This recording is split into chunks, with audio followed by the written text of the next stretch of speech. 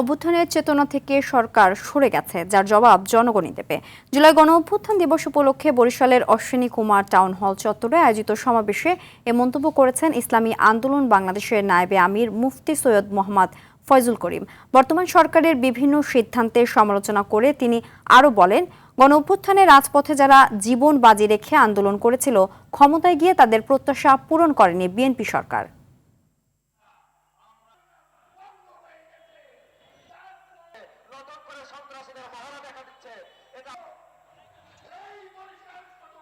3 তারিখ 4 তারিখ আওয়ামী লীগের সাথে তারা বৈঠক করেছে। বাংলাদেশের জনগণের